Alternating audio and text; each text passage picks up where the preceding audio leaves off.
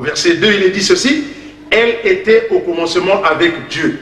Au verset 14, la parole a été faite chair. Nous avons entendu ici, au commencement était la parole. Et cette parole s'est faite chair.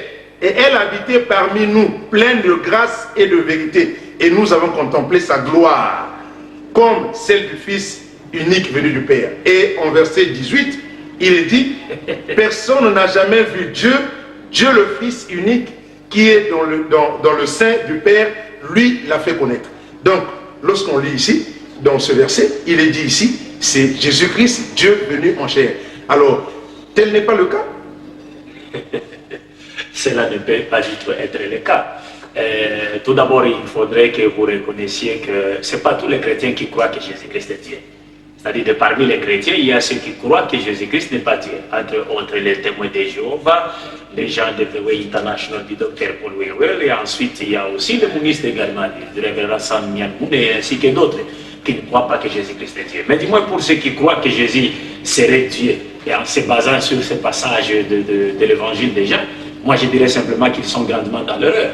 D'ailleurs, lorsque l'Écriture dit, par exemple, au commencement était la parole était avec Dieu, et la parole était Dieu, cela veut dire quoi?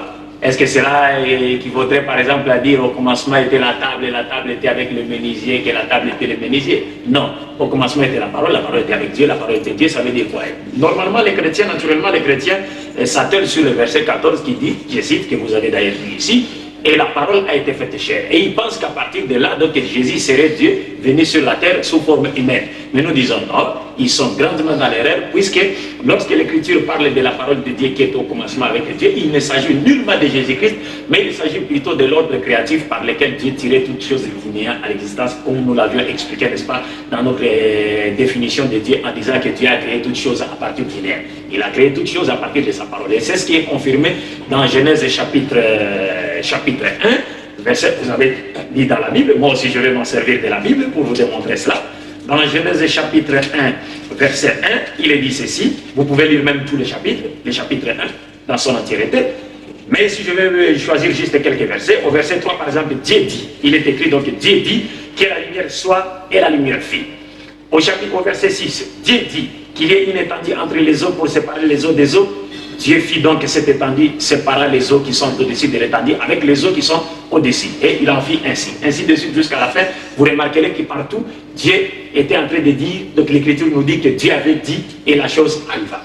Dieu a dit et la chose est arrivée. Et nous disons que lorsque le verset dit, au commencement était la parole était avec Dieu, la parole était Dieu, et rien de ce qui a été fait n'a été fait sans elle, il ne s'agit nullement de Jésus-Christ, mais il s'agit plutôt, comme je l'avais dit ici, de la parole de Dieu par laquelle il a tiré toutes choses du néant à l'existence. C'est-à-dire qu'au commencement de la création, Dieu a créé toutes choses par la parole. Puisque le Coran, dans son chapitre 36, verset 82, Dieu dit ceci, je cite, Bismillah ar-Rahman ar-Rahim, Innama amuruhu illa arada shay'an an yaqula lahu kun fayakun. Le Coran dit, donc j'ai traduit le verset en question, le Coran dit ceci, et lorsque Dieu veut faire quelque chose, son commandement est soit et la chose arrive. Et donc c'est ainsi, ici dans ce passage de la Bible, il est question de la création de Dieu qui était venu, que Dieu avait fait de l'existence des choses créées, ou des choses créées qui sont venues à l'existence par la parole de Dieu. Moi, dis-moi, les chrétiens s'appuient sur le verset 14 pour dire de Jésus que non, il est la parole, comme le premier verset dit que la parole était Dieu, et que cette parole, au verset 14, a été faite chair. Donc il voit par là, n'est-ce pas, la venue de Dieu sous la forme humaine à la personne de qui? De Jésus-Christ, qui est la paix de Dieu soit sur lui. Mais ils lisent le verset 14, ils s'appuient sur le verset 14, mais on a comme l'impression des fois, lorsque les chrétiens lisent ce verset-là, ils ne terminent pas tous les versets. Puisque le verset 14 nous dit ceci, juste à la dernière partie du verset 14, je vais les relire une fois de plus. Au verset 14, nous lisons ceci, la parole a été faite chair et elle a habité parmi nous, pleine de grâce et de vérité, et nous avons contemplé sa gloire, une gloire comme celle du Fils unique venu du Père. Donc le verset ne nous dit pas une gloire comme la gloire du Dieu unique venu sous forme humaine, mais plutôt une gloire comme la gloire du Fils unique venu du Père. Encore Fils unique, puisque nous avec les chrétiens, nous ne nous attendons pas aussi sur la...